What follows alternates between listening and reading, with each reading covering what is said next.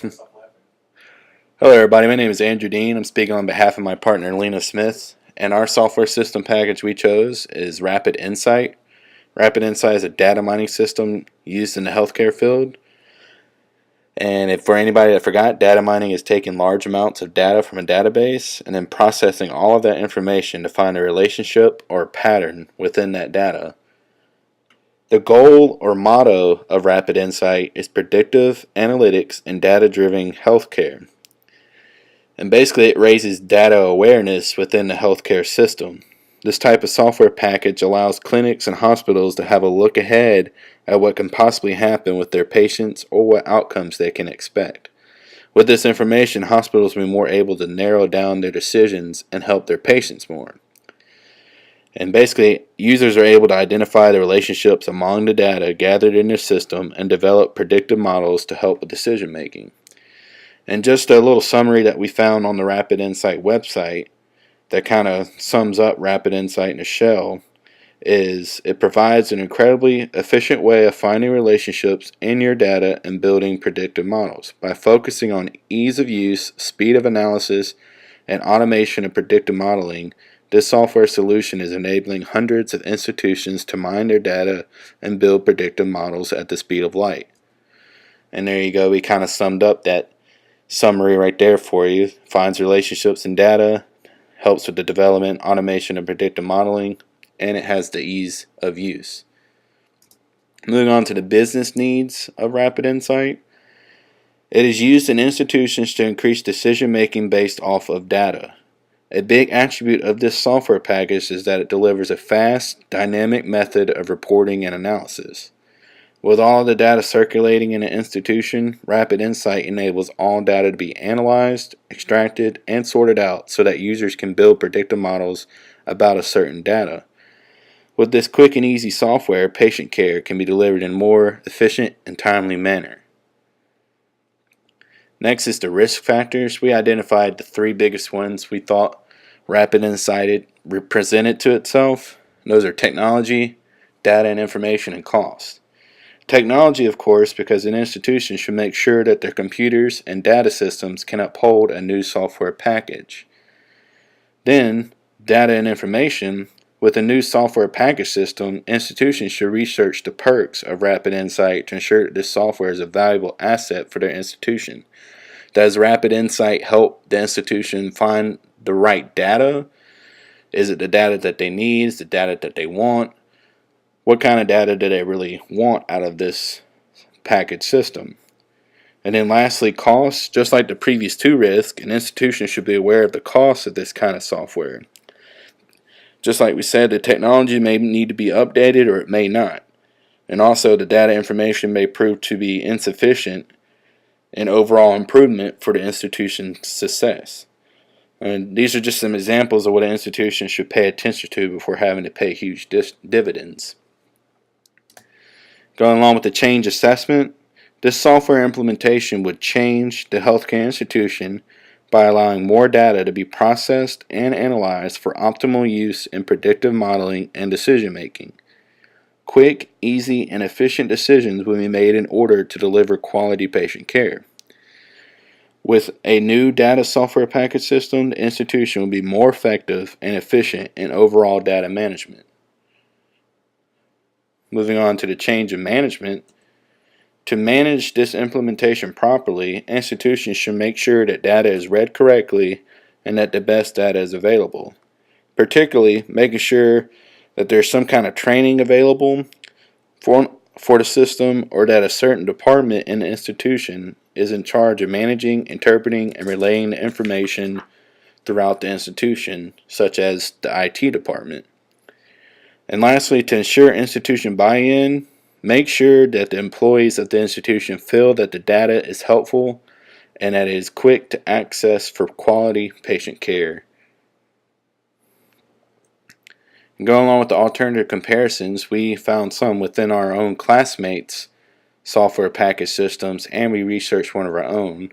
The first is MineTech, which is an international data mining software that is available for all data systems. It uses a lot of online features to deliver data to users everywhere to ensure proper data mining solutions. The key in that is that it's used for all data systems. Rapid Insight is used particularly for healthcare systems. It focuses on healthcare data and healthcare data only. Secondly is SAS Enterprise Miner.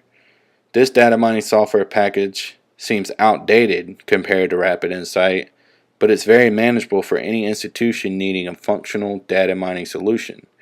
What I mean by outdated is it kind of looked old on the website. The functionality of it seemed out of date, but it had overall good comparisons as a good data mining software.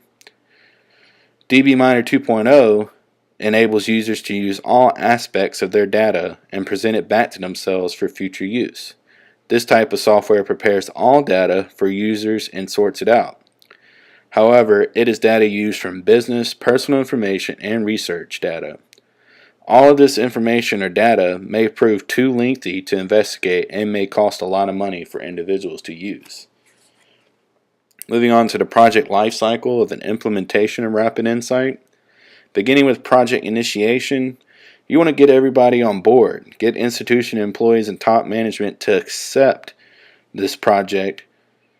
Elect a project sponsor and a project manager to lead the whole project.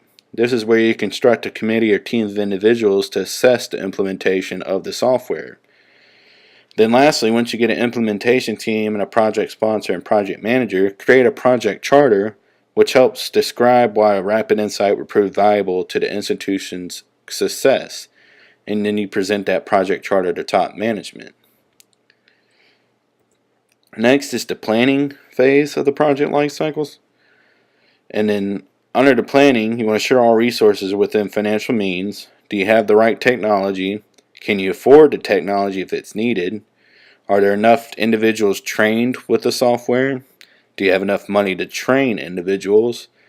And then, of course, the software. Do you have enough money to afford the overall software? Then you want to deliver a schedule of project implementation to be completed. Make a schedule out so that you know what you're doing this week and then the next week, and so on, and stay on task. And then identify all risks and opportunities available with this software. Me and Lena chose a SWOT analysis because it's a way for project teams to identify the strengths, weaknesses, opportunities, and threats in implementing their project. Of course, everybody wants more strengths and opportunities, but identifying your weaknesses and threats early in a project can help you identify the schedule and make it a lot more smoother to implement the project. Next comes execution phase. You want to keep communications up between the project sponsor, project manager, and the implementation team. Give each other progress reports of where you are and where you want to head next. Then you want to stay on schedule with the project planning. Don't lose sight of what you originally planned. You can make small changes, but don't go so off task that everything has to change in the implementation. And lastly, be aware of all resources and costs available for the project. Going along with that, monitoring and controlling is very important. You can assess progress reports of all aspects of the project from implementation to employee satisfaction. You want to make sure that everything is going correctly with the implementation, and you want to make sure that all employees, implementation team, project managers, they're all satisfied with the progress and they're satisfied with the software system. Then you want to keep up with your own risk management. If you find any new risks, know those new risks, monitor them, and ensure the project is moving progressively despite all of the new risks. And then you want to document the results of the implementation as it progresses, so that way you can document it on your project planning as you go, and you can see what you did at a later date. Then lastly, the project closeout. You want to hold some meetings with all individuals involved in implementation to assure acceptance of the software system overall. Secondly, surveys are very helpful because you can ask all the implementation team members what they believe the outcome of this project will be and what they want it to be. Then you want to store all records and important documents related to the project for future use in case of failure of the project or a need for more research. And then lastly, meaningful use. This software package is very helpful and useful in knowledge transition and health analytics because it is an effective analysis tool of all the information needed in a decision-making process. An institution can profit from this analytic tool because predictive models can help employees make the best possible decisions for the quality of patient care. This software can help the institution move at a quicker and efficient pace to deliver care to all patients. Thank you, and this concludes my presentation.